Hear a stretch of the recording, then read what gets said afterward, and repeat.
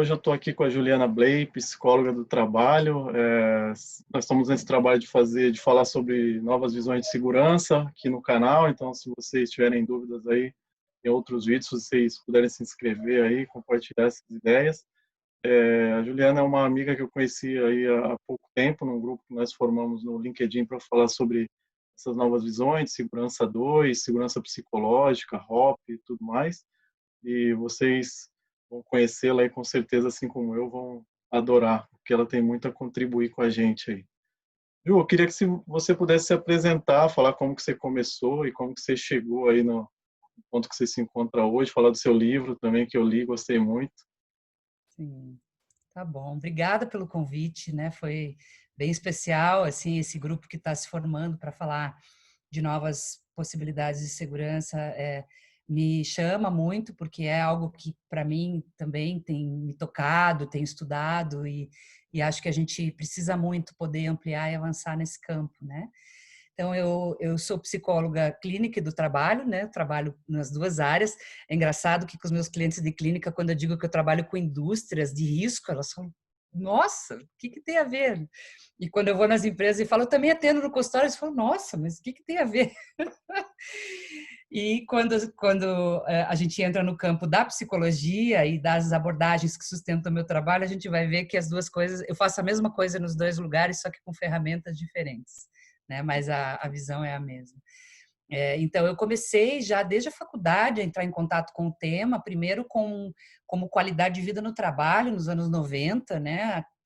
Estava chegando no Brasil essa conversa de psicologia e segurança no trabalho, conheci algumas pessoas que estavam estudando e trabalhando com isso, tive a felicidade de encontrar, e que foi super importante, porque me abriram todo um universo em relação à integridade do trabalhador, que era o que me interessava. Então, eu vim cair nessa área, porque já na faculdade, e eu já trabalhava antes de entrar na faculdade, eu percebia essa dinâmica entre o fazer e o ser, né? O quanto o fazer interfere no ser e o quanto o ser interfere no fazer. E o quanto, aqui, mesmo trabalhando naquilo que eu amo, eu posso ficar doente, posso ficar psiquicamente abalado, posso me acidentar, posso me machucar. Tenho também um histórico familiar de algumas gerações de pessoas acidentadas, então essa questão do trágico também me chamava, né? Como é que a gente pode evitar perdas e acidentes com as pessoas que a gente ama, né, que possam ser evitáveis, né? Porque o trágico faz parte da vida, mas tem aquele trágico que é desperdício de vida, né? Que com pouco de cuidado poderia ter sido evitado. Então, o meu chamado veio desses dois lugares. Como que as pessoas podem, como é que eu posso apoiar com o meu trabalho as pessoas a encontrarem um jeito de viver e trabalhar onde um não prejudique o outro, onde um enobreça o outro de verdade. E, de outro lado, como que o indivíduo pode aprender a cuidar dele mesmo e a ser responsável pela sua integridade física e emocional, numa cultura que não é só brasileira, né, num modelo de vida, aonde a gente coloca outras coisas antes do autocuidado, né? Aonde tem tanta gente com autoestima distorcida, aonde tem tanta gente com abandono de si, e como é que a gente pode despertar esse convite nas pessoas, né? Essas duas coisas me chamavam demais. Então, já na saída da faculdade, eu já estava com algum tempo, já dava palestra e tudo mesmo antes de me formar nessa área em Cipate, aqui perto e tal, que era uma coisa muito uau, né? Nossa, psicóloga falando disso. E, e aí, logo que eu saí da faculdade, eu já entrei no mestrado, porque eu comecei a procurar pós-graduação na área para fazer e não achava nada no Brasil, e até hoje não tem, né, específico. Eu queria estudar, eu queria saber o que no mundo os psicólogos faziam, como que a gente contribuía com esse campo e como que a gente podia ser útil dentro dos ambientes de trabalho.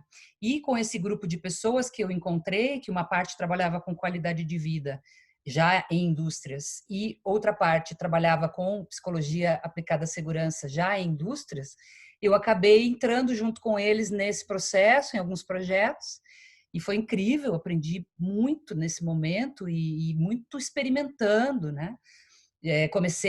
Eu era nessa época, né, muito no comecinho ali, eu ajudava a implantar o STOP, que era uma ferramenta lá de trás, né, com aqueles cartõezinhos e tinha fita VHS, assim. E eu achava fantástico toda aquela dinâmica de entender os comportamentos das pessoas e como que elas se expunham. E fui para o mestrado para entender isso. E tive a sorte, lá na Federal de Santa Catarina, de conhecer um orientador que era um dos maiores especialistas no Brasil em programação de ensino, ou seja, de construir estratégias educacionais para desenvolver comportamentos. E ele orientava pessoas em várias áreas, do design, da saúde, hospitalar, do trânsito. E ele se encantou com a minha ideia de estudar também essa questão do acidente de trabalho na indústria. Então, foi um encontro super bacana e super rico, né? E o livro, Comportamento Seguro, ele foi uma adaptação da minha dissertação. Eu concluí o mestrado no comecinho de 2004 e mesmo quando eu estava ainda no estudo, nas empresas por onde eu passava, os engenheiros, principalmente e técnicos, diziam: você tem que publicar esse negócio, porque a gente quer ler, não tem nada em português. O último livro que tinha em português sobre isso, de um psicólogo, era do Della Coletta, Nossa. Acidentes de Trabalho, do Della Coletta, de 91. E isso já era 2004. Então, eu senti essa urgência, assim, não era um trabalho uau que ia trazer toda uma nova visão para essa área, mas era um tijolinho numa mureta que estava demorando para crescer, né? Sim. E também me incomodava de ver que os psicólogos, muitos colegas, né, a psicologia, a formação nossa como um todo, ela simplesmente nem tocava nesse assunto. Eu fui descobrir por acaso que isso existia. E até hoje, em muitas faculdades, é assim. E a psicologia é muito voltada a formar pessoas para o RH, e sem nenhum problema, não tenho nada contra, mas todo um campo precisando de pessoas formadas para contribuir na indústria, na área, no SESMIT, né, junto aos profissionais de meio ambiente, saúde e segurança, e um vácuo entre a formação que a gente tem e as necessidades urgentes do campo, né? E aí eu fui meio que aprendendo fazendo, né? O livro saiu como uma forma de estruturar um processo, pensar os processos educativos, o livro é sobre isso, sobre treinamentos, campanhas, palestras, CIPATs de DDS, a eficácia disso do ponto de vista comportamental, né? O quanto a didática, a formação dos instrutores e tudo mais afunila para uma aprendizagem significativa, ou a gente está contabilizando hora de treinamento, investindo em programas de educação, mas elas são tão frágeis e fracas do ponto de vista comportamental que as pessoas passam por aquilo e elas saem do jeito que elas entraram. E isso era uma coisa que sempre me chamou, me convidou muito, assim, como é que a gente pode fazer alguns ajustes ali para que o cara saia do evento educativo, saia de um DDS com um uau na cabeça dele, assim, né? Pensando, caramba, como que eu nunca pensei nisso? Nossa, eu quero aplicar isso na minha vida, isso faz sentido, eu me identifico com isso é uma aprendizagem que vai mudar alguma coisa no meu dia. Para isso que serve o DDS, né? E para mim era um ponto de interrogação gigantesco. Como assim? Os caras fazem DDS todo dia. É. Quantas empresas no Brasil fazem DDS todo dia? Quantos milhões de homens-horas são investidos em DDS na indústria brasileira? E sai uma caixinha do outro lado. Podia sair um. Eu vejo até alguns, desculpa te interromper, mas eu vejo alguns programas de DDS, né, que algumas pessoas pegam da internet um tema, ou sei lá, tem uma caixinha que sorteia os temas, e aí não leva o contexto em consideração, né? Então, isso é muito. Às vezes eu estou assim, em reuniões, né, com alguns times ou em alguma empresa e tal, e aí eu vejo, por exemplo, a gente está numa situação de pandemia, de muita insegurança emocional, que nós vamos falar daqui a pouco, e aí o tema vem com, sei lá, com o meio ambiente. Então, assim, ao invés de ajudar, de cumprir a função do BBS, que é acender um alerta durante o dia relacionado com o que a pessoa desempenhará, ele Sim. faz o oposto, né? Ele tira a pessoa dali daquele ambiente, coloca a cabeça da pessoa num outro lugar. E isso acontece quando a gente transforma algo que é vivo, né, porque o espaço educacional é vivo, numa coisa morta, que é o faça. Está aqui o texto. Faça. Obrigação. A gente transforma, empacota isso dentro, como se isso fosse um checklist. A gente não prepara quem vai tocar essas conversas. E aí a gente tem 15 minutos jogados no lixo do nosso dia, enquanto a gente podia ter 15 minutos de um banho de consciência, e que tem potencial para isso, né? A gente tem práticas, por você ter uma ideia, comprovadas de estabilização emocional, de mindfulness, por exemplo, que duram 3 minutos e tem eficácia. Eu canso, quando eu faço trabalhos com DDS, eu canso de ensinar os técnicos de segurança a conduzir processos de respiração, centramento no corpo, scan corporal, que são essas técnicas simples. Eu falo, gente, se você não sabe o que falar, faça uma meditaçãozinha. Põe as pessoas a se conectarem com o corpo delas tem que estar vivo para elas trabalharem com consciência. Sim. A mente delas tem que estar na tarefa. Não adianta dizer, sua mente tem que estar na tarefa. Não vai fazer efeito. Agora põe o cara lá e convida. Agora você conecta a tua mente com a tua respiração. A mente dele vem para o corpo. É muito mais provável que a mente vá para a tarefa. Então a gente tem um reflexo aí né, dentro desse tema que você traz. A gente é um país mal educado, né? A gente é um país com uma educação precária. E esses processos, como o DDS, um treinamento de integração, uma reunião gerencial, um treinamento de NR, né? Eles são espaços educacionais. E a didática que se usa e a formação de quem toca isso, que normalmente é o mesmo cara que faz o checklist, que olha os extintores, né? É muito precária também. Sim. Os cursos técnicos de segurança, com todo o respeito que eu tenho por eles preparam didaticamente, a maioria deles muito mal. Parte educacional do técnico ou do engenheiro, né?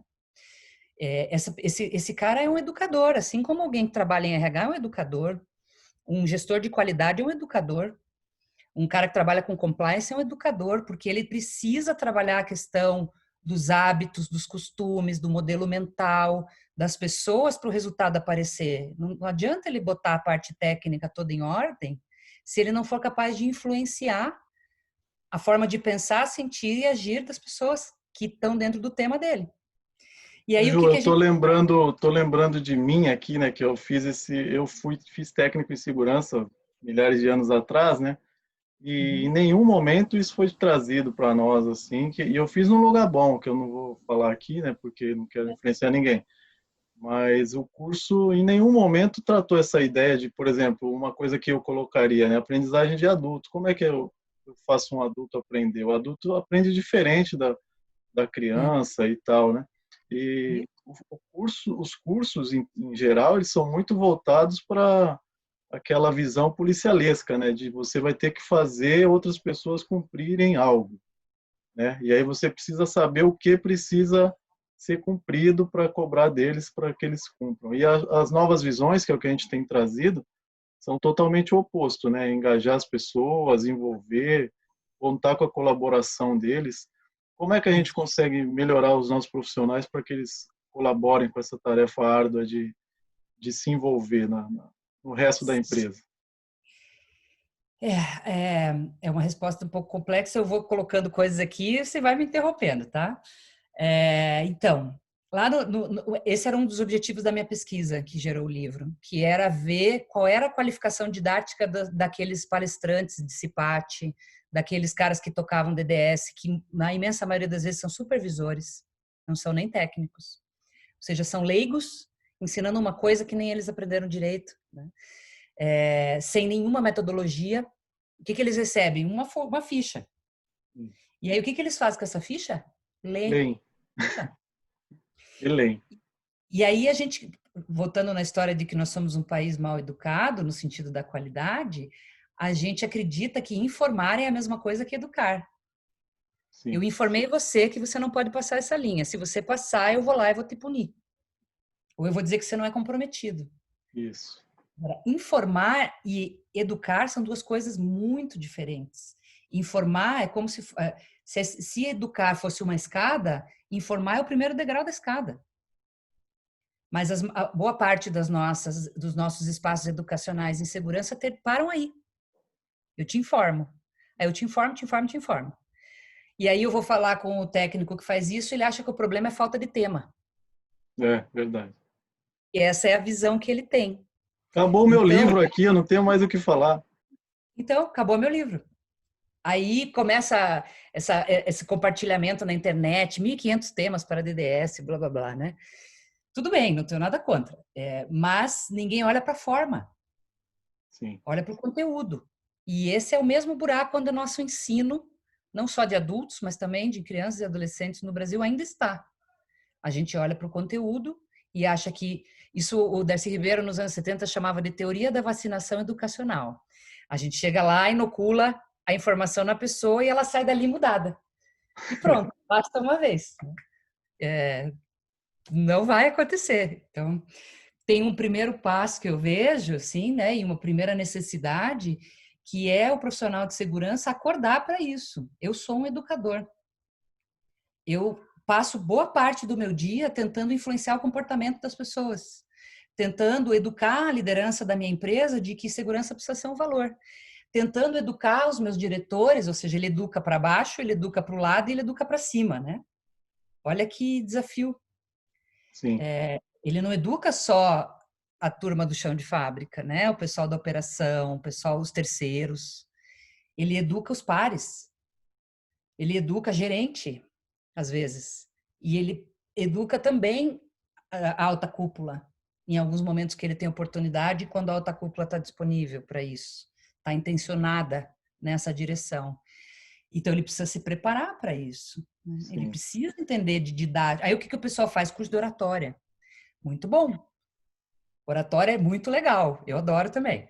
Mas é uma partezinha das habilidades. Aonde que a gente precisa ter competência?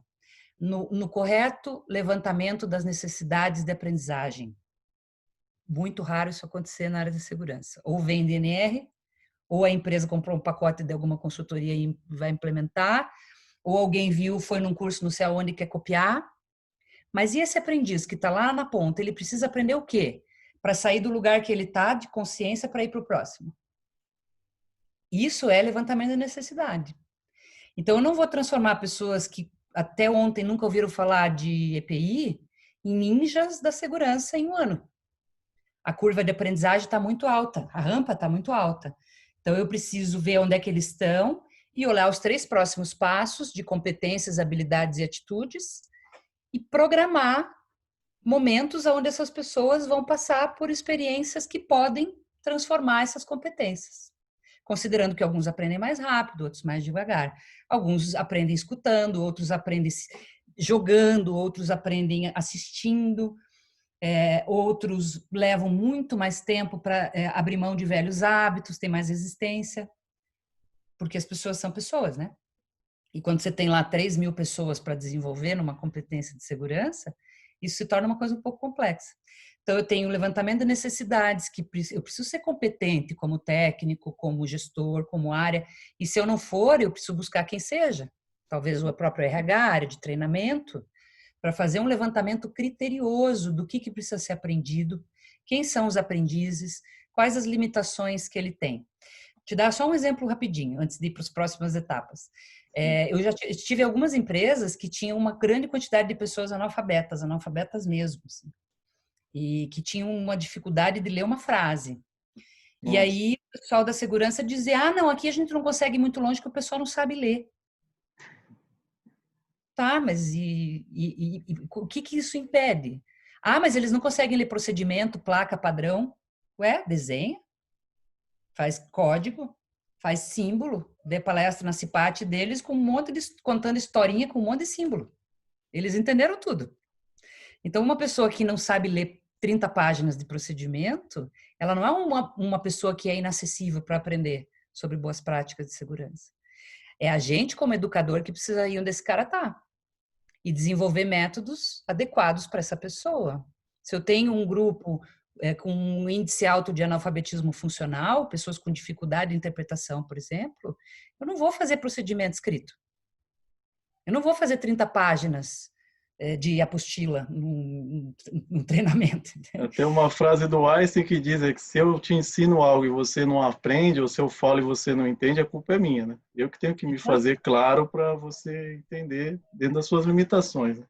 isso. Então, o que é o educador? É alguém que aproxima o aprendiz de um outro lugar para ele.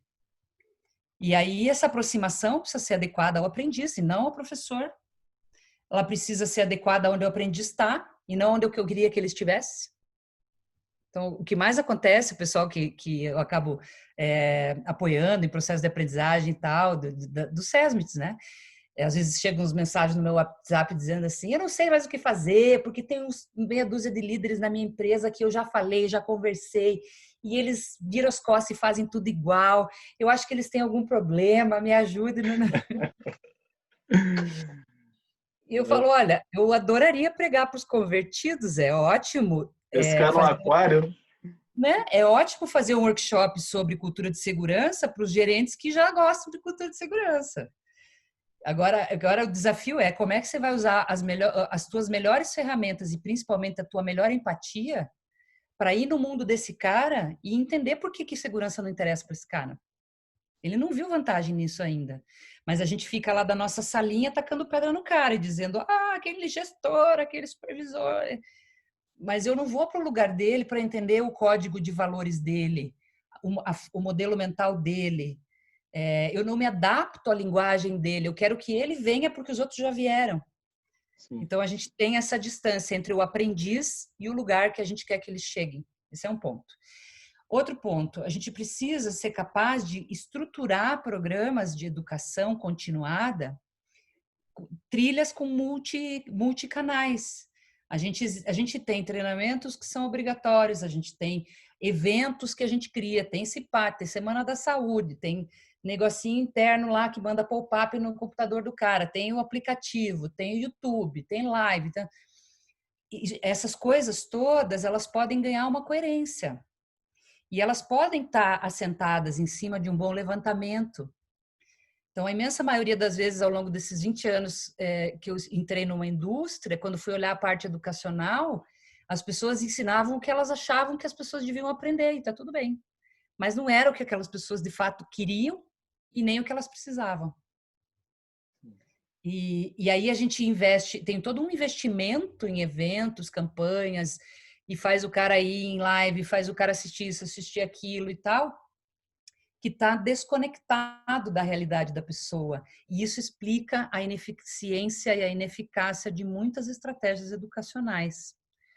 Elas estão desarticuladas da vida prática do cara e elas têm um formato que, para o usuário que está lá do outro lado, quando ele olha aquele cardápio, as coisas não combinam muito, assim, não faz muito sentido e ele descredibiliza isso, né? Por que você está indo? Porque a empresa mandou, nem entendi direito, nem me disseram para que era esse negócio.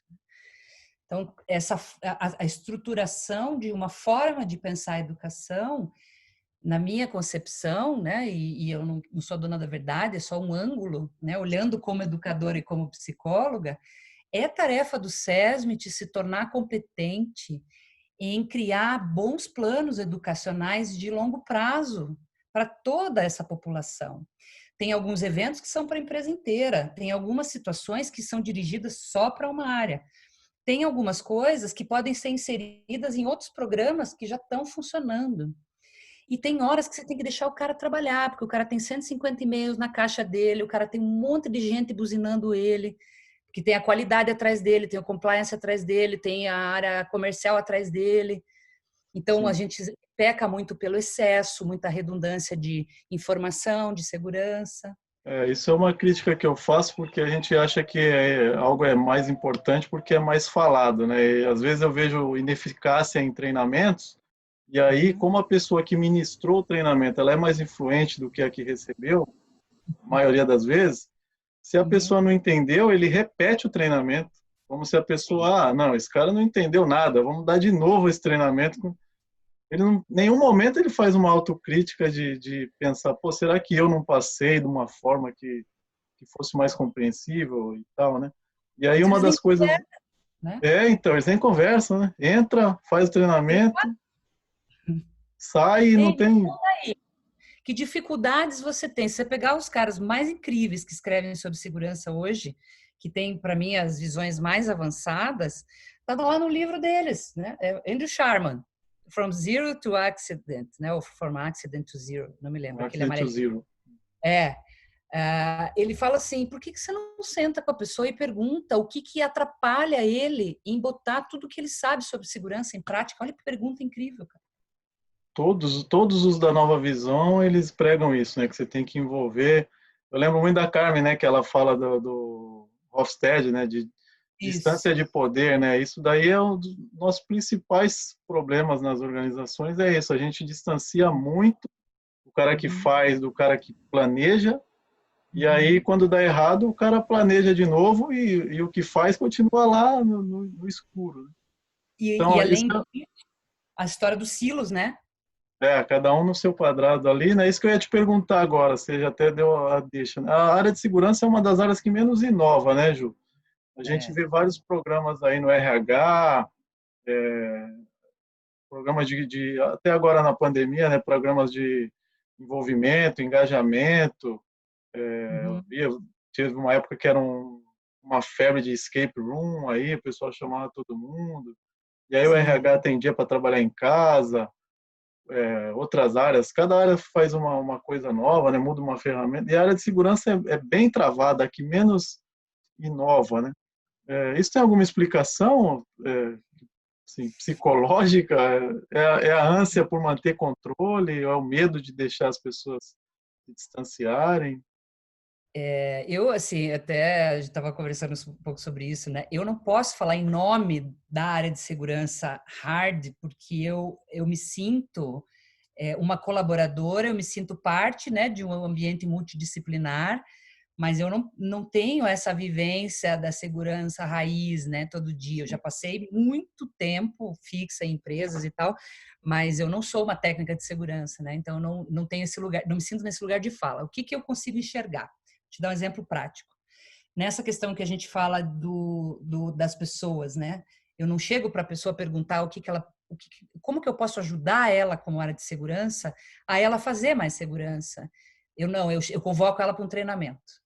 Então eu fico aqui no meu quadrado, olho você não cumprindo, não fazendo tuas observações comportamentais, gaseando o DDS, sendo percebido pelos teus colaboradores na pesquisa de clima como um líder desengajado de segurança, eu julgo você, não converso com você e compro um treinamento, ou monto um workshop ninja com alguém ninja para tarrachar alguma coisa na tua cabeça. Ou seja, o que é isso? É uma mentalidade separada, de silo. Eu não tô com o meu cliente, eu estou fazendo para o cliente. Sim. Então, o que eu fui, por exemplo, eu sou uma pessoa que super curto inovação, sempre gostei, né? Assim, eu sou muito curiosa, eu quero entender como que as coisas funcionam, mas eu também quero entender como interferir nelas de jeitos criativos. Assim. E eu fui estudar, já tem uns anos, uma área do design que chama UX, User Experience, que está aplicada em várias coisas, na internet, muito e tal. Começou muito por aí, mas hoje está em service design, tem várias áreas do design que usa UX. E eu fui estudar UX justamente para entender como é que eles fazem para criar experiências que os usuários se engajam imediatamente, acham lindo e não pedem para sair. Assim, como que eu crio um evento para 1.000 pessoas e que 998 pessoas vão nesse evento e acham aquele evento maravilhoso? Como é que eles fazem isso? E a gente gasta energia na área de segurança e hora de treinamento, e hora de sala de aula, e observação comportamental, e não sei o quê, e ferramenta, checklist, em cima do cara, em cima do cara. E o cara não acha isso legal. Tem Vê a alguma hora que coisa. acabe, né? O cara quer se livrar da gente, ele não quer, ele não fala, legal, tá vindo o cara da segurança, né? Ou seja, a experiência do nosso usuário é muito desconfortável dentro desse tema. Sim. E isso levanta essa hipótese de que talvez a gente não esteja fazendo esforço para criar empatia com o cara que está lá com a marreta na mão, que está lá soldando, que está lá em cima do andaime. A gente aprendeu a ficar longe dele, a julgá-lo imediatamente, que é o lugar do fiscal. Eu olho para ver se está tudo bem. Eu não chego perto. Eu não crio laço. Eu não me coloco no lugar do cara. Eu olho ele de longe. Se está tudo bem, eu não faço nada, porque eu também não quero me aproximar. E se não está bem, é a oportunidade que eu tenho para dar uma de pai autoritário, que essa é uma das questões que precisa inovar no mundo da segurança, falando de termos psicológicos. Esse lugar do pai que vem com cara de brabo para dar bronca e para dizer que você está fazendo tudo errado, com um monte de marmanjo, mais velho que eles até. Essa relação do pai autoritário, controlador, punidor, com a criancinha que está fazendo coisa errada, é uma relação que cria um ambiente psicológico de gato e rato. Porque quando vem o pai brabão, o que, que as criancinhas fazem? Ficam tudo bonitinho, falando, não, eu não fiz nada, não fiz nada. E quando o pai brabão sai, é prazeroso burlar, dizer que quem manda aqui sou eu, que ele acha que ele sabe tudo, mas quem sabe sou eu. Não estou dizendo que isso acontece o tempo inteiro, mas você sabe, quem é do mundo do dia a dia sabe que isso acontece com uma frequência até preocupante. Sim. Então, essa dinâmica do controle, do comando, da punição, ela é uma dinâmica que infantiliza o trabalhador também. Não é uma dinâmica que engaja. Ó, eu vim aqui como adulto, nós somos 2 homens adultos, pai de família, nós estamos aqui para fazer essa empresa funcionar. Eu tenho certeza que você não quer se machucar. Eu estou aqui para colocar tudo que eu sei a serviço do teu trabalho. Cara, vamos fazer uma aliança. Vamos Sim. dialogar, senta aqui. Tudo bem que você estudou só até o 4º ano, mas eu sei que você conhece esse trabalho, que você está há 10 anos nesse trabalho. Senta aqui, tua opinião importa. Na hora que a gente entra nesse lugar de círculo e sai da dinâmica de autoridade relacional, a gente sai dessa dinâmica adulto-criança. A gente tem 1.500 crianças dentro de uma fábrica e tem meia dúzia de pais autoritários. E aí cria política de consequência, demissão, punição e tal. Talvez por isso que não cria engajamento e também as pessoas não assumam responsabilidades, né, Ju? Porque eles ficam na dependência de que a segurança é problema do pessoal da segurança, né? Sim. Não é uma coisa que eu tenho que tomar como minha, né, para mim, né? Isso é uma reflexão que eu faço, que eu gosto muito de gente, né? Acho que eu estou nessa área que eu estudei para ser engenheiro civil primeiro, né? Mas eu gosto tanto de gente que aí eu acabei indo para a área da segurança. E tudo que eu falo para o pessoal que trabalha comigo, né, é que a nossa área não existe em si, né? Não é uma área é uma área de apoio. Então, nenhuma empresa, a não ser que seja uma consultoria, vive para fazer segurança, né? A empresa produz algo. E aí, Sim. nesse processo, a gente tem que se engajar e se entranhar ali, se possível, sumir no meio, né? Eu falo para eles, ó, segurança tem que ser como sal. Se você não põe nenhum, ninguém come, fiquem sus. Se colocar Uhum. muito também não dá para comer. Sim. Então, e quando é bom, ele some, né? Ninguém fala assim, pô, essa comida, o sal tá certinho. Ninguém nem percebe, mas está lá. Então É. você percebe se tira ou se põe muito. E aí eu falo para eles, vocês têm que conhecer as pessoas e os processos de modo que a segurança se entranhe ali, movimente, combinado com o objetivo da empresa, né? Mas o que eu vi muito e ainda ouço assim depois até vou contar uma história, mas assim o que eu vejo muito é essa coisa que você falou assim, eu não tinha pensado nessa analogia, né, do pai, né? Eu faço a segurança, você faz o seu trabalho. Quando eu ver que você está errado, eu vou corrigir. Se eu ver que está certo, eu deixo quieto. E aí, tudo que as novas visões falam, inclusive o Eric Honnold, que é o do Safety 2, né? É tudo ao Uhum. contrário. Você tem que fazer melhor quando está tudo bem, né? Então, quando não está acontecendo nada, é que o profissional de segurança tem que fazer diferente, né? Mas parece que a Sim. gente fica torcendo para ter alguma oportunidade de entrar e falar, não, agora alguém descumpriu minha ordem, eu vou lá e vou colocar meu E nome na rocha. esse é um modelo mental, né? E modelo mental é uma forma de pensar e olhar o mundo e entender as coisas que é um mindset, né? Que interfere profundamente na forma como a gente age. Quando eu estava em 2001, quando eu montei o meu primeiro curso de psicologia aplicada à segurança, que eu me lembro até hoje, foi lá na PUC, tem amigos que estão comigo até hoje, que são meus amigos e que fizeram esse curso, Tec Segurança. E que foi o primeiro insight que eu tive quando eu entrei nesse mundo com um olhar de psicóloga sistêmica, né? Que eu já tinha formação em psicologia sistêmica, que é a gente olhar o todo primeiro, para depois cuidar das partes. E a área técnica é o contrário, né, gente? É todo cartesiano e newtoniano. Reto, Isso, mais aquilo, um mais um, dá sempre dois. E no mundo da abordagem integral, da psicologia sistêmica, da teoria de redes, um mais um pode ser 5, pode ser 4, pode ser meio, pode ser 2, pode mudar a cada 5 minutos. Ou seja, a realidade é muito mais líquida do que aquilo que cabe no Excel.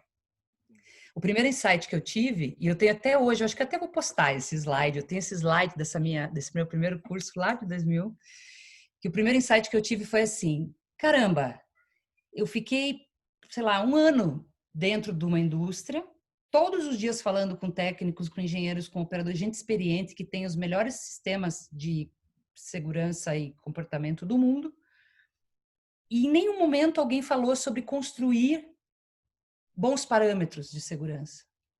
A gente só fala de erro.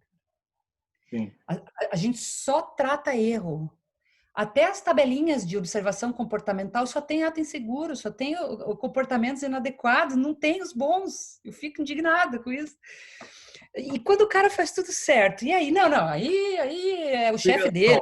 Obrigação dele. Então, essa coisa de qual é o mundo que nós estamos construindo, para mim, talvez ela seja uma raiz dessa falta de inovação, dessa dificuldade de avançar, dessa mentalidade de querer atuar na parte comportamental com o mesmo mindset que faz checklist e achar que isso vai funcionar, não vai, né? Que é a gente está evitando acidente ou a gente está construindo ambientes seguros e saudáveis onde as pessoas se corresponsabilizam pelas vidas umas das outras. Essa foi a razão pela qual no meu livro eu tirei todas as expressões cultura de segurança na revisão de 2014. Todos os lugares onde falava cultura de segurança eu tirei e coloquei cultura de cuidado com a vida. Fez bem. E aí foi de propósito, porque eu não estou interessada em gente que faz força para ficar evitando acidente. Não que isso não seja uma meta louvável, faz parte da meta, mas achar que o resultado melhor que uma estratégia de segurança pode dar é não ter acidentes, é não construir uma cultura proativa de segurança. Que é exatamente o que a Safety 2 fala e o pessoal do Safety Differently, que assim, o próprio Sharma, né, o Safety Heaven, que ele fala, qual é o paraíso da segurança? Imagina a tua empresa com os padrões mais incríveis de segurança. Quando eu faço essa vivência com as pessoas da área, eles não conseguem sonhar esse lugar. 99% vai falar que é uma empresa sem acidente. Pois é. E isso, pensando numa linha, vamos trazer para o cartesiano, né? Pensando numa linha, isso está lá no meu livro, inclusive, que faz parte da minha dissertação. Aqui a gente tem os danos, as pessoas machucadas. E aqui a gente tem saúde. Porque o oposto de pessoas machucadas é pessoas saudáveis, certo? Então a gente vai reduzindo pessoas machucadas até o ponto que zera e não tem mais pessoas machucadas. Ainda tem um longo período até que esse lugar seja um lugar de pessoas saudáveis, certo? Sim. A Organização Mundial de Saúde diz: saúde não é só a ausência de doenças. Saúde é o completo bem-estar físico, emocional e social do indivíduo. Ou seja, o SESMIT não pode entender como seu propósito, sua visão, dentro dessa abordagem, né, desse olhar, que o teu trabalho termina quando os acidentes param. O teu trabalho, ele termina na parte do tratamento do problema. E esse problema vai ter reincidência, sempre. Sim. Porque é um sistema sociotécnico complexo, como diz o Decker, né? É algo que é vivo, né? Não vai parar. Eu consigo manter estável, com baixa frequência, baixa gravidade, blá, blá, blá. Super legal. E aí, cara, o que você vai propor para a tua organização depois disso? Ninguém consegue responder essa pergunta. Sim. A gente precisa ser capaz de sonhar com isso aqui. E isso aqui que eu tô provocando, né, convidando as pessoas a começarem a pensar o que é uma cultura de cuidado com a vida. O que é, de fato, a vida como valor, que a maioria das indústrias hoje tem lá na parede isso escrito. A vida, valor está aqui, ó.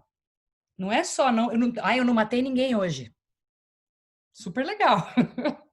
Para mim, você fez o mínimo. É. Mas eu também não acidentei ninguém hoje. Ótimo. Eu não acidentei ninguém nos últimos 2 anos. Super legal. E agora?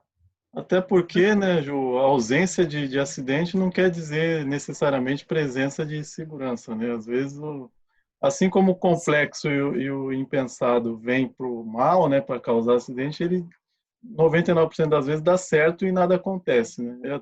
Teve um ano que a gente, pela escala lá da empresa, não, caiu sem auditorias externas. A gente não teve auditoria naquele ano. E aí eu falei para eles assim, ó, o meu time lá, esse ano é o ano que nós vamos melhorar mais aqui, o ano que nós mais vamos crescer em segurança. E aí para eles eu tive que explicar, né? Porque aí, pô, mas como assim? Normalmente a gente melhora quando tem auditoria, que a gente faz tudo. Então eu falei, não, a gente não vai ter esse tempo perdido no aspecto de não vamos, eu não quero trabalhar para o auditor, né? Quero trabalhar para os funcionários nossos.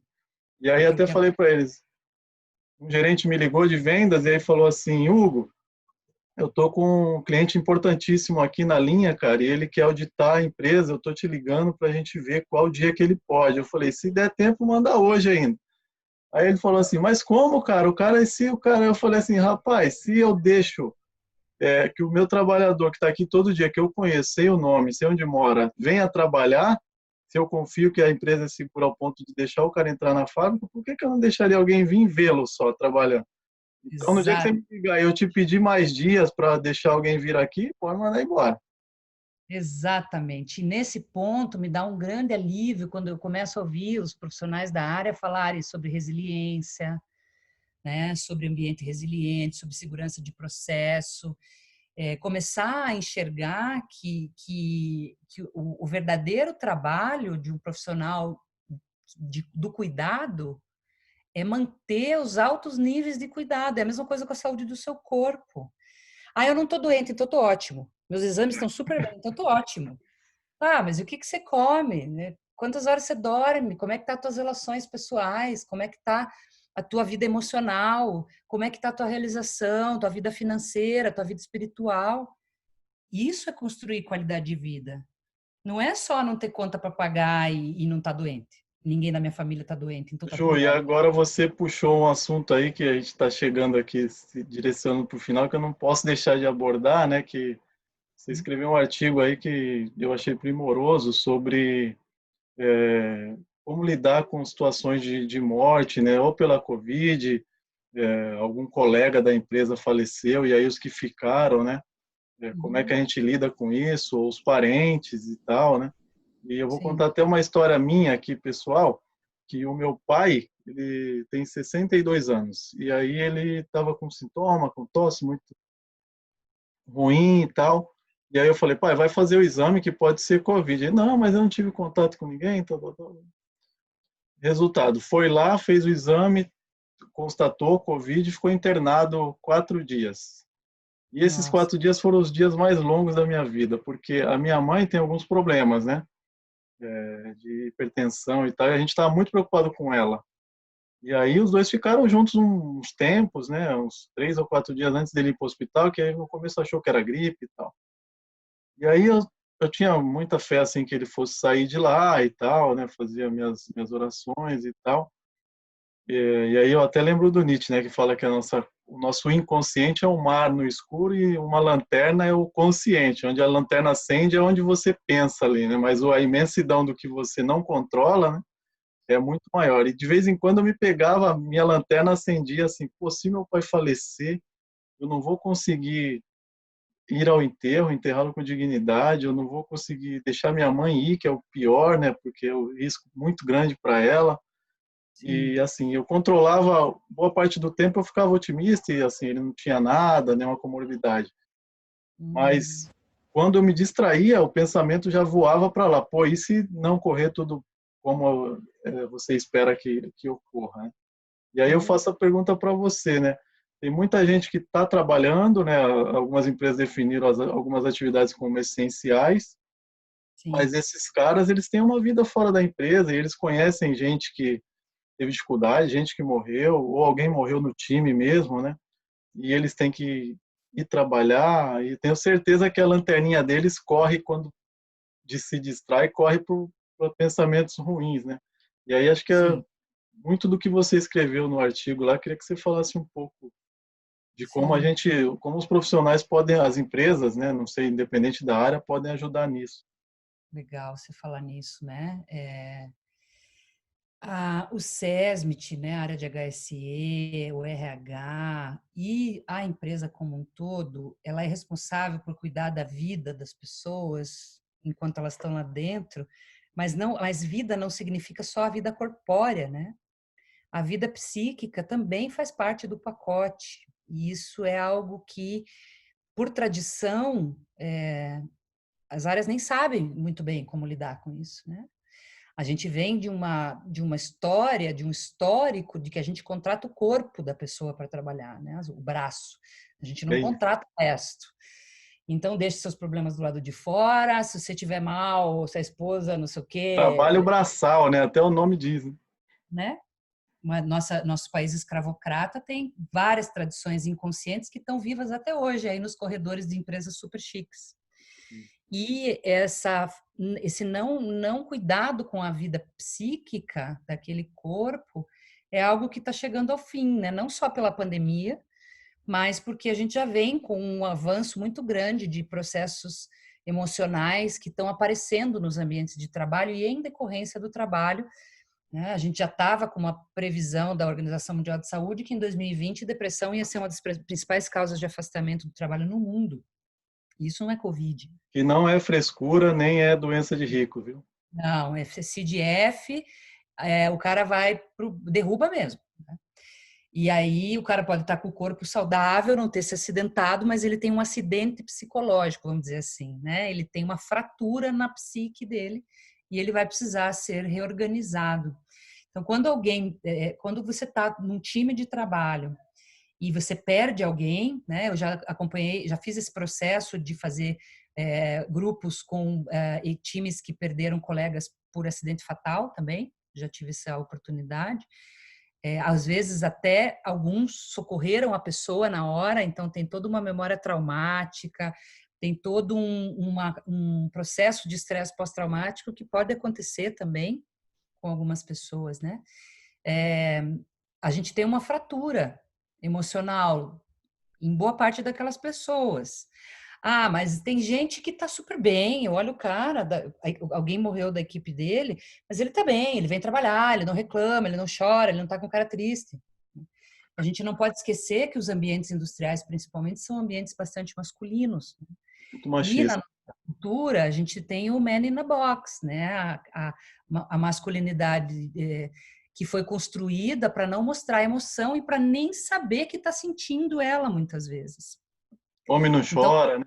Coisas, né? é uma das coisas que acaba aparecendo nesses grupos de cuidado depois de quase 1h15 de conversa, alguém começa a verter uma lágrima ou pede a palavra e diz: só agora que eu consegui perceber que eu estava triste. Porque se quem me perguntava, eu dizia que eu estava bem. Nossa. Eu nem entrei em contato com a minha dor. Porque eu não sou disso, porque eu sou um cara resistente, porque a vida é isso mesmo, estou chateado. E outros medos de julgamento e tudo mais, né? Porém, com o contexto da pandemia, o que a gente está vivendo, né, aqui no Brasil, esse misto de a gente já está há 3 meses lidando com isso, ou seja, a gente já está cansado, tem uma debilidade psíquica acontecendo, as pessoas estão bem cansadas. As que estão em casa estão cansadas, as que estão trabalhando estão cansadas de todo esse caos, de toda essa alteração de rotina, de todos os esforços e sacrifícios e também dessas situações familiares, como você relatou agora. Ou seja, em geral, as pessoas não estão no seu estado de equilíbrio. Então, vem uma pancada como essa, quer dizer, um colega que tem 15 anos que trabalha do teu lado, que você vai em churrasco na casa dele e de repente o cara para de vir, daqui a pouco interna, daqui a pouco vem uma notícia de que essa pessoa faleceu por Covid. Essa pancada, ela encontra um organismo debilitado, não só fisicamente, mas psiquicamente. Então, o efeito disso é mais desorganizador ainda. E a gente não cuidar disso, isso pode ser curado naturalmente, sim, mas pode ser que tenha pessoas ali que fiquem sustentando processos emocionais depressivos e tudo mais por mais tempo. pode ser que isso interfira no clima, interfira nas relações. Tem hostilidades ali que não aparecem, porque eu achei que o chefe tinha que ter feito uma homenagem, não fez. Se a empresa realmente valorizasse a vida do cara, não estava tocando tudo como se não tivesse acontecido nada. Essas fantasias vêm, como você falou, acender a lanterninha, né? E a gente tem ainda um outro ingrediente que torna essa mistura ainda um pouco mais delicada, é que as pessoas estão expostas à mesma causa que causou a morte daquele colega. E vem o medo, né? E aí eu vi relatos de pessoas com muitos anos de experiência, gestores inclusive, que estavam dizendo, eu estou apavorado. Cada vez que eu penso que eu tenho que ir na empresa, eu congelo inteiro, eu fico gelado. Sim. Eu tenho tremedeira, eu tô com bruxismo à noite, eu acordo várias vezes de madrugada, eu temo pelos meus pais, pelos meus filhos, não estou conseguindo lidar com o meu medo porque ele ficou muito grande. Então, quando a gente cria um espaço através do RH, através do serviço social, através, enfim, da própria área de saúde, né? E aí eu até falo no artigo, né, que sejam pessoas que tenham habilidade para fazer isso, porque não basta só abrir um espaço, tem que ter muito tato para fazer Não isso. pode piorar, né, Ju? Se colocar alguém sem sensibilidade, né? Alguém. É, é que nem botar um sem noção no velório, né, gente? Fica É. falando que não deve, fica constrangendo as pessoas, ou fica, normalmente o pessoal mais racional entra nessa coisa do vai passar, a vida é assim mesmo, você vai ver daqui a pouco você já vai estar aí fazendo plano, né? Essa tentativa de aconselhar que tem boa intenção, mas que Já não tinha tem, não sei quantos anos, né? Esse é a pior de todas, né? Pô, mas já tinha não sei quantos anos. tava velhinho, Ah, né? velhinha. É, muitas dessas coisas sem noção que as pessoas falam e fazem quando o grupo está enlutado, quando as pessoas estão em dor e sofrimento, tem boa intenção, mas não tem empatia. Sim. Então, esse é um ingrediente que é essencial, do contrário, estraga mais.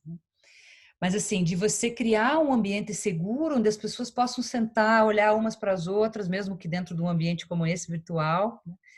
E elas possam dizer, puxa, eu fiquei chateado, o outro possa dizer, nossa, no dia que eu recebi a notícia eu chorei que nem criança.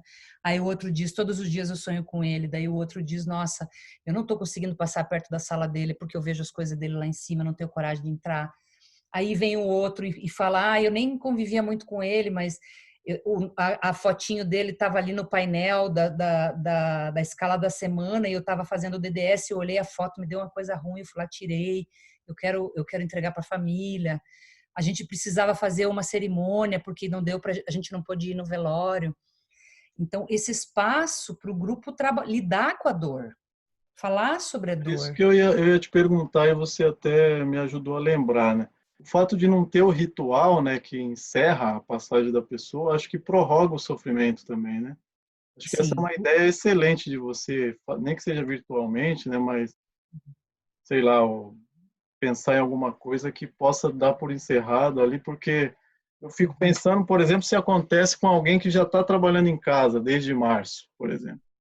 E aí as pessoas já não se veem há bastante tempo. E aí, de repente, você sabe da notícia, e isso também é difícil de lidar, né? Porque você já não tinha mais aquele contato todo, e aí quando as empresas voltarem, eu acho que isso vai ser muito útil aí para esses grupos, né? Porque quando a pessoa voltar, a pessoa você volta faltando um ou dois no time, né? isso. Sim. E essa sensação de que aconteceu, a pessoa estava em home office e, pum, ela sumiu da face da terra. A empresa não fez nada, o chefe não lidou, a gente não sentou para falar disso, porque sentar para falar disso também é um ritual, né? Então, sim, do ponto de vista psicológico, emocional, os ritos fúnebres, as homenagens, os marcos, isso não é só com morte, não. Mudança de emprego, mudança de cidade, separação, divórcio, casamento, saída dos filhos de casa. A humanidade, historicamente, de 100 mil anos para cá, faz rituais para mudar os ciclos das coisas. Né? Quando o cara faz 15 anos de casa, ele vai receber uma homenagem lá, né? Isso faz parte da organização psíquica do humano. O humano precisa marcar as etapas. E quando a gente marca em comunidade, né? Os velórios e enterros funerais, normalmente, crematórios, são lugares comunitários, onde a comunidade se reúne para lamentar aquela perda, sim. onde a comunidade fala sobre a pessoa que foi, ela dignifica a passagem da pessoa pela vida delas. E isso pode acontecer tanto num ritual fúnebre, como numa homenagem, sei lá, um mês depois, quando a empresa se reúne, conversa. Uma das empresas que eu fiz esse grupo agora durante a pandemia, uma das coisas que eu proponho para eles no final do grupo, da conversa, é que eles escolham um momento para conversar sobre como que eles querem homenagear o colega. Se eles querem só fazer uma roda de histórias, cada um conta uma história bonita sobre a pessoa, se eles querem gravar vídeos e mandar para a família sobre a importância dele na empresa, se eles querem fazer uma retirada cerimonial das coisas da pessoa da mesa, fazer uma caixa bonita, botar uma carta, mandar para a esposa. Ou seja, como que eles querem fazer essa despedida e que eles escolham, né? Esse grupo, um dos grupos, eles estavam montando uma estação lá, é uma empresa do agronegócio, eles estavam montando uma estação técnica e eles escolheram colocar uma placa, quando inaugurassem essa estação, com o nome desse colaborador, dando o nome dele para esse posto de trabalho avançado lá numa propriedade que eles iriam inaugurar e que essa pessoa ajudou a projetar, ajudou a pensar, estava trabalhando no projeto. Que E legal, isso né? acalmou o coração deles. Então, é uma coisa muito delicada e muito pessoal, né? Mas que também é comunitária, né? A gente precisa da comunidade para poder lidar com essa dor, com esse medo, com essa angústia, com essa sensação de vazio, que vai E levar não um tem tempo para nada eles. pior também, né, Ju, do que a pessoa que ficou, né? E você fala disso, né? Cuidar de quem ficou, é importante, do ritual de quem foi, né? Tem nada pior para quem é da área de SMS aí do que alguém que ficou achar que, pô, o cara literalmente deu a vida aqui, né? E aí não fizeram nada, eu tô aqui me matando e daqui a pouco pode ser eu aí o cara tira o pé fortemente, né? E você tem que gerenciar isso, né? Então, acho que o seu artigo foi primoroso aí nesse aspecto de cobrir isso, até porque as ideias que você traz, por você ser da área e ter uma sensibilidade diferente, de artista, eu diria, né? Que por mais que eu viva 200 anos, nunca terei. Não se subestime. Essas ideias aí de fazer vídeos e tal, tal, tal, coisas bem simples que não custa nada e que vai fazer muita diferença para quem receber, né? Um filho que recebeu um vídeo e fala, pô, seu pai aqui era isso ele que fez, ou pode Uhum. mudar a vida pode acelerar muito a recuperação de uma pessoa, né? Isso não tem preço. Isso. A gente diz assim, dentro do mundo da filosofia, né, e de algumas tradições espirituais, que junto com toda a dor que a morte traz, ela traz um presente para quem fica. Porque toda vez, isso é instintivo, toda vez que você se deparar com a morte, você vai olhar para a tua vida e vai pensar, cara, o que eu estou fazendo? E aí você tem a oportunidade de dignificar a tua vida. Sim. Dignificar é saborear, é melhorar tuas escolhas, é se comprometer com aquilo que vale a pena, é não se envolver em coisa desnecessária. Então, e pensando agora num momento não pandêmico, né? Isso deveria ser o ciclo de aprendizagem organizacional de uma empresa que tem uma fatalidade. É, a coisa mais ética que uma empresa que tem uma fatalidade pode fazer, além de cuidar muito bem da família da pessoa que se foi e dos colaboradores para lidarem com o que aconteceu, é transformar em patrimônio cultural aquela experiência, para que ela não se repita mesmo. Isso é dignificar a vida através de uma tragédia, né? E aí, quando a gente vai tratar acidente fatal, né, eu já tive a oportunidade de fazer esse trabalho com grupos que tiveram situação de morte por queda de andaime, por exemplo, foi uma das situações. Uma das dores que ficam e que dificilmente vão aparecer numa reunião ou no DDS, mas que quando a gente fecha a porta e tem alguém confiável ali, eles falam, é essa sensação de que para a empresa foi mais um número, não foi nada. Isso é terrível. E isso traz uma indignidade para quem fica também. Porque assim como esse cara, a vida desse cara não custa nada, A minha Minha também também não. não. É. E isso não tem impacto somente no engajamento dessa pessoa com o trabalho, mas isso tem um impacto ético, né? É um questionamento que ultrapassa o mundo dos negócios, né? A gente está falando de dignidade humana. E vai criando uma coisa que talvez seja legal a gente botar junto nessa conversa, que para mim, eu aqui com os meus botões, né? É uma das grandes barreiras que a gente tem para a evolução da cultura de cuidado dentro das empresas. Eu falo isso no Safety Lab também, é a hipocrisia organizacional. O quanto as pessoas enxergam as coisas que a gente faz como coisas hipócritas. Sim. Eu vou lá, faço uma linda campanha, distribuo pochete, não sei o quê, mochilinha, boné, faço o cara se sentir valorizado, digo que a vida dele está em primeiro lugar. Mas na hora que tem um problema operacional, a continuidade operacional está em primeiro lugar. Na hora que a gente tem um momento de instabilidade como esse, eu assisti várias empresas menores, construtoras, por exemplo, de colegas, pessoas que eu conheço, demitirem preventivamente para poder proteger o patrimônio. E aí, na hora que eu sento com esse cara e falo, você não é um número aqui, você importa? Não E aí bate, eu tomo decisões de negócio e de rotina operacional, que entre eu e a continuidade operacional, com certeza, eles vão escolher a continuidade operacional. Depois eu quero que esse cara seja engajado, que ele acredite, que ele vista a camisa, que ele seja disciplina operacional. Então, a gente sustenta um jogo de dissimulação em algumas realidades, que enquanto isso não for tratado de uma forma madura, pode contratar a NASA para fazer o teu programa de cultura de segurança. Não tem ferramenta no mundo que engaje pessoas que percebem a hipocrisia no seu dia a dia e se sentem manipuladas, né? Isso é uma questão bem séria, né? E que agora, no momento da pandemia, a gente está no limite da hipocrisia organizacional, né? Porque está todo mundo aparecendo no Jornal Nacional, como as companhias que estão doando dinheiro para ajudar o Brasil a superar a crise, blá, blá, blá. Mas, às vezes, algumas pequenas escolhas e algumas vistas grossas para algumas coisas durante o processo da pandemia podem escancarar esse abismo. Vou te dar um exemplo que eu tenho contato aqui de Curitiba, né?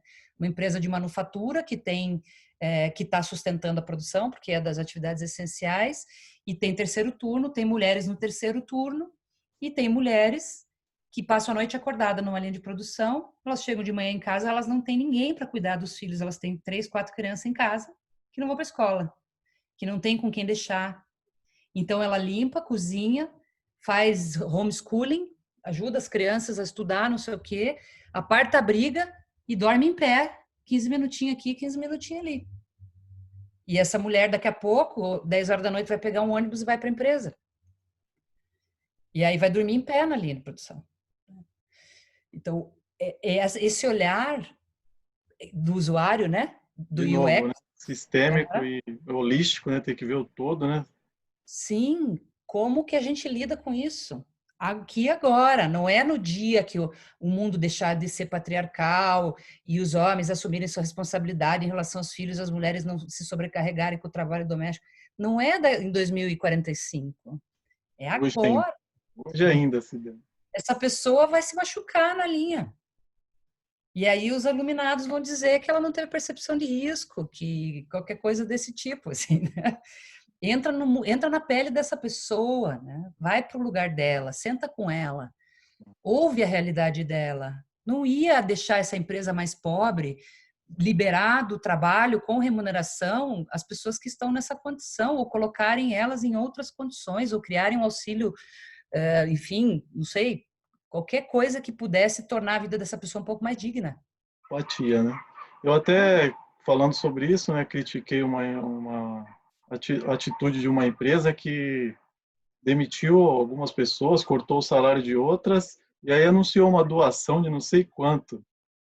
Aí eu conversei com um amigo que trabalha lá, né? Falei, pô, e aí? Ele falou, não, mas isso daí, eles falaram que é outro dinheiro, né? o budget era outra coisa e tal, tal, tal. Aí eu fiquei Para quem pensando, falei trabalha, assim, bom, eu não vou entrar em detalhe, né, mas a é. mensagem que passa é péssima, né, porque aí você fala assim, pô, vai economizar comigo, tudo bem, e Uhum. eu vou ficar aqui passando necessidade, eu fui demitido, e aí eles vão doar para colocar um cartaz no jornal, né, ou para sair na televisão, E aí eu vou entrar na fila lá da cesta básica que vocês estão doando, né? para pegar uma, né. Então, essas dinâmicas que são, pensando de uma forma bem engenheirística, são vazamentos no sistema, entendeu? Todo mundo quer subir na curva, né? Todo mundo quer ser interdependente, todo mundo quer ser generativo, todo mundo quer ter uma cultura madura em 2 anos, né? Então, ok? Acho justo e digno, se você gosta de curva, construir uma curva de aprendizagem para a tua cultura. Mas quanto mais para frente na curva, mais você vai ter que lidar com esse pente fino de coisas que não são simples de lidar. Um exemplo disso é a história da colaboração, né? Interdependência, cultura generativa, que, né, as curvas falam. Só chega num lugar desse quem consegue horizontalizar as relações e criar espaços colaborativos com práticas colaborativas. Quem não colabora, não avança, não sai da reatividade. E aí a gente põe as pessoas dentro de uma sala e começa um processo colaborativo, elas ficam irritadíssimas, irritadíssimas. Essa reunião não vai dar em nada, porque eu preciso afunilar de uma vez, porque eu tenho outra coisa para fazer. Falo, querido, tu não está aqui para eu falar para vocês o que vocês têm que fazer, vocês assinarem embaixo e a gente marcar a data no cronograma. Isso vocês já sabem fazer. Agora, se vocês querem desenvolver soft skills para avançar de fato numa cultura colaborativa, vocês têm que ter paciência para sentar e ouvir os outros.